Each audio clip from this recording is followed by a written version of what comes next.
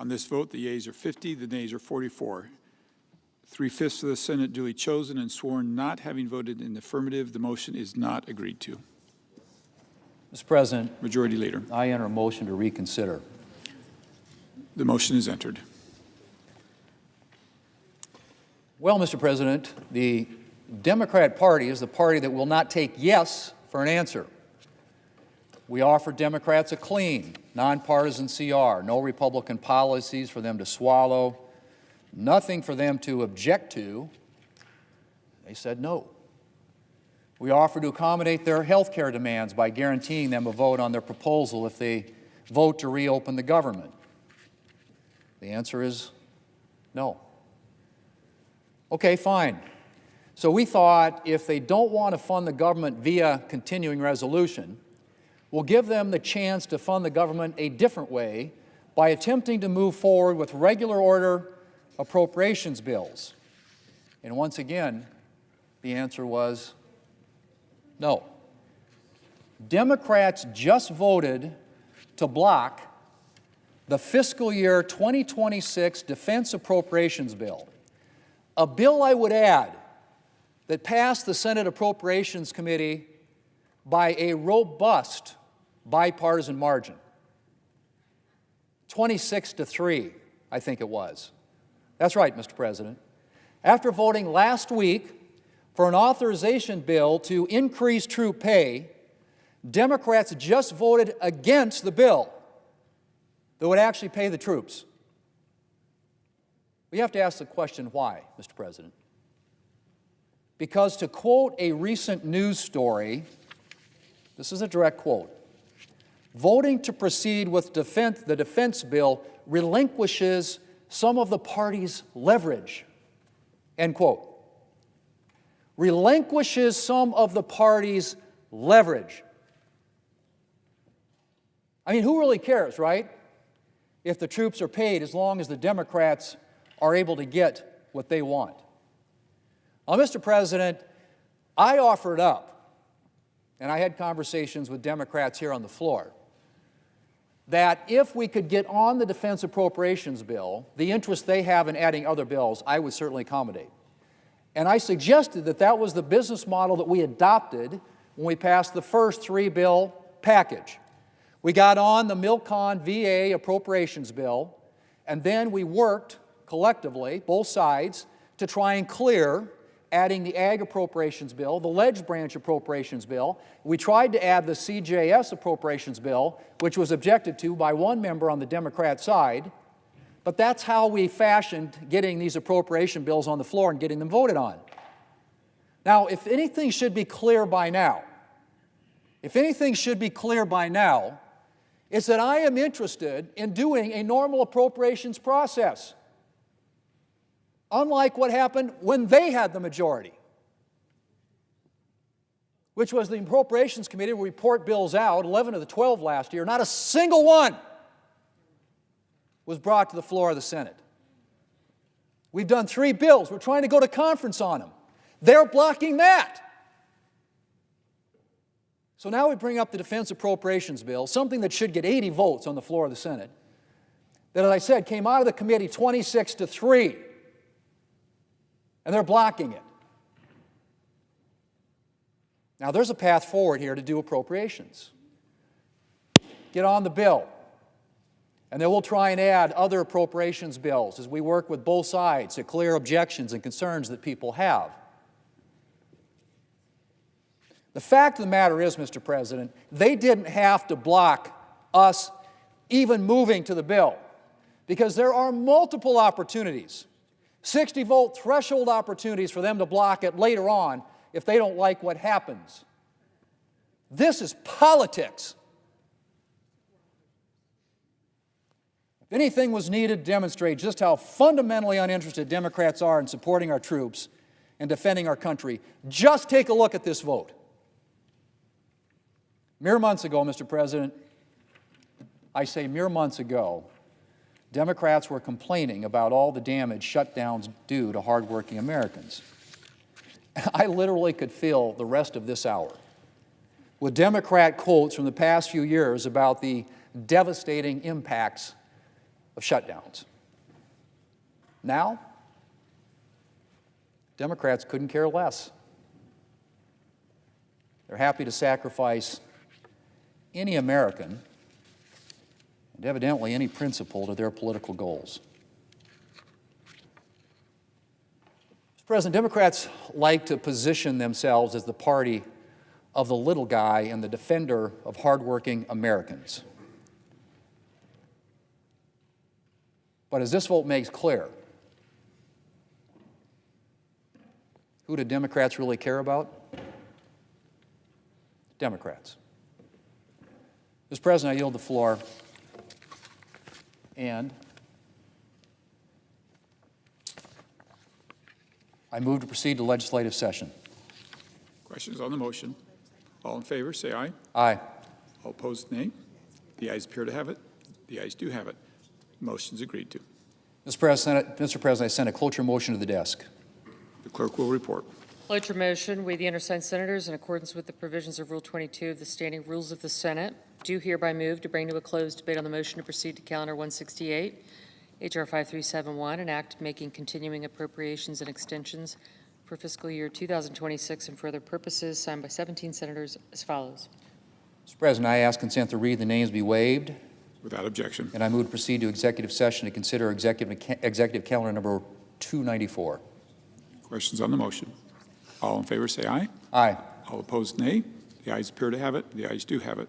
The motion is agreed to. The clerk will report the nomination. Nomination, the Judiciary, Ann Lee Gaylord Moe of Florida, to the United States District Judge for the Middle District of Florida. Mr. President, I send a cloture motion to the desk. The clerk will report. Cloture motion. We, the undersigned senators, in accordance with the provisions of Rule 22 of the Standing Rules of the Senate, do hereby move to bring to a closed debate on the nomination of Ann Lee Gaylord Moe of Florida to be United States District Judge for the Middle District of Florida, signed by 17 senators as follows. Mr. President, I ask consent to reading the names be waived. Without objection. And I move to proceed to legislative session. Questions on the motion? All in favor, say aye. All Aye. opposed, nay. The ayes appear to have it. The ayes do have it. The motion is agreed to. Mr. President, I move to proceed to executive session to consider executive calendar number 372. The questions on the motion? All in favor, say aye. Aye. All opposed, nay. The ayes appear to have it. The ayes do have it. The motion is agreed to. The clerk will report the nomination. Nomination, the Judiciary, William W. Mercer of Montana to be United States District Judge for the District of Montana. Mr. President, I send a cloture motion to the desk. The clerk will report. Cloture motion. We, the undersigned senators, in accordance with the provisions of Rule 22 of the Standing Rules of the Senate, do hereby move to bring to a closed debate on the nomination of William W. Mercer of Montana to be United States District Judge for the District of Montana, signed by 17 senators as follows. Mr. President, I ask consent to reading the names be waived. Without objection. And I move to proceed to legislative session. Questions on the motion? All in favor, say aye. Aye. All opposed, nay. The ayes appear to have it. The ayes do have it. The motion is agreed to. Mr. President, I move to proceed to executive session to consider executive calendar number 373. Questions on the motion? All in favor, say aye. Aye. All opposed, nay. The ayes appear to have it. The ayes do have it. The motion is agreed to. The clerk will report the nomination. Nomination, the Judiciary, Stephen Chad Meredith of Kentucky to be United States District Judge for the Eastern District of Kentucky. Mr. President, I send a cloture motion to the desk. Clerk will report. Cloture motion. We, the undersigned senators, in accordance with the provisions of Rule 22 of the Standing Rules of the Senate, do hereby move to bring to a closed debate on the nomination of Stephen Chad Meredith of Kentucky to be United States District Judge for the Eastern District of Kentucky, signed by 17 senators as follows. Mr. President, I ask consent to reading the names be waived. Without objection.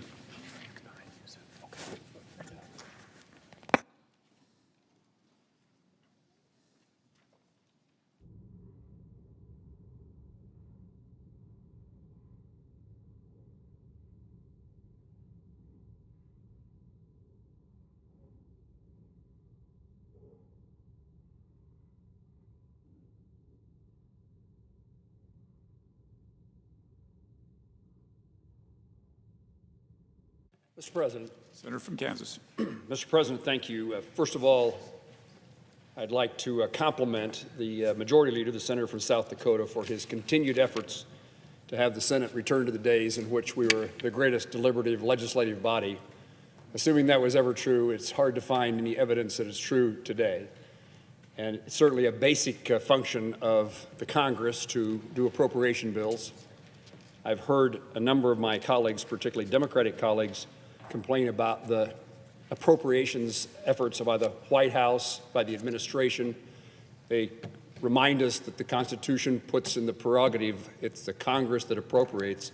Here we are trying to appropriate to do our constitutional duties, and the vast majority of Democrats stand in the way on one of the most important appropriation bills that we could consider, the defense appropriation bills.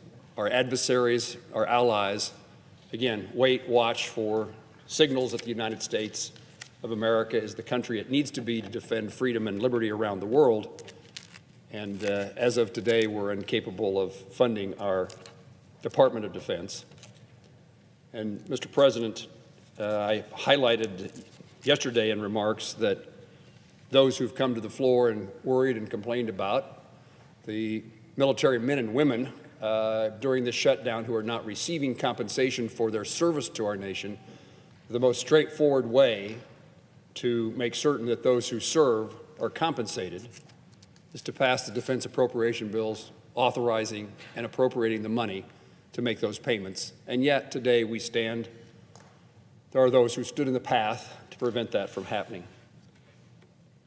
A related topic that I want to address today, Mr. President, is that as President Trump today spoke with Russian President Vladimir Putin, and tomorrow he will meet with Ukrainian President Vladimir Zelensky, I want to highlight how important it is, how critical it is to securing a resolution to Russia's unjust war in Ukraine.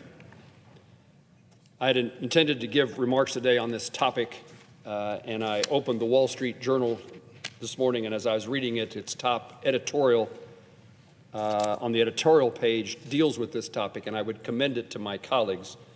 It expresses the views as I wish that I could express them so clearly. I'm going to try to do so today, right now. You know, last week we witnessed the long-awaited peace agreement between Israel and Hamas. It did come to fruition. Thanks to the efforts of President Trump and his administration, a ceasefire is holding.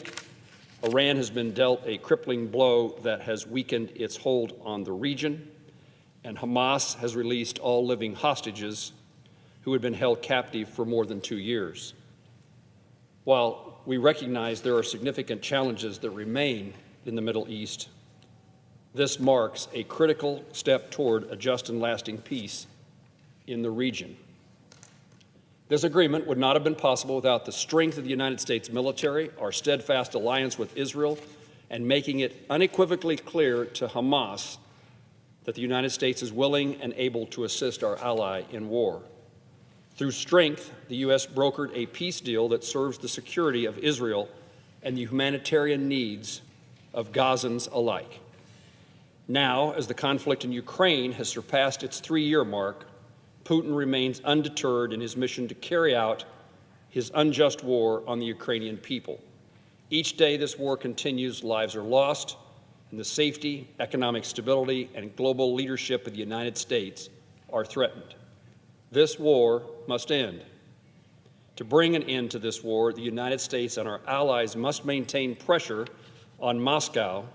As was just seen, we remained pressure on Hamas.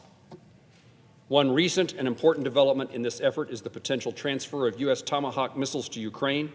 This weaponry will strengthen Ukraine's ability to defend its territory, deter further Russian aggression, and help level the battlefield as negotiations hopefully move forward. By providing advanced precision strike systems, America demonstrates that our commitment to Ukraine's sovereignty is backed not only by words, but by legitimate support that can alter the course of the war. I commend the administration for its efforts to facilitate this transfer and for leading discussions between Ukraine and Russia that hopefully will secure a durable and just peace. The United States cannot act alone. Our NATO allies must also shoulder the burden. President Trump recently secured an agreement with our NATO allies to increase defense spending from 2% to 5% by 2035. This commitment is critical to maintaining the continued defense of Europe. Russia's economy is already under strain, but their capacity to fund conflict will continue without enforcement of steady and severe global sanctions. Before Congress, there's legislation that has widespread support of more than 80 senators from both sides of the aisle. This legislation would deliver a severe blow to Russia's economy and trade. By cutting off the resources that allow Putin to fund this war, we can hasten the path to success in finding peace. Last week, we advanced the Defense Authorization Act, but today we failed to advance the appropriations bill to fund our military. We always should recognize that the world is watching. They're watching us. Our adversaries pay attention, and our allies pay attention. We have to every day make clear the case that it is true the United States is a stable and friendly supporter of our allies and a full-fledged adversary to those who wish to cause us harm. Our adversaries, Russia, China, North Korea, and Iran, are always looking for the opportunity to disrupt our alliances, weaken our resolve, and disturb the free world. It is imperative that the United States stands firm in its support for Ukraine, and in doing so places significant pressure on Putin to show our adversaries that democracy will not go undefended. Mr. President, I yield the floor.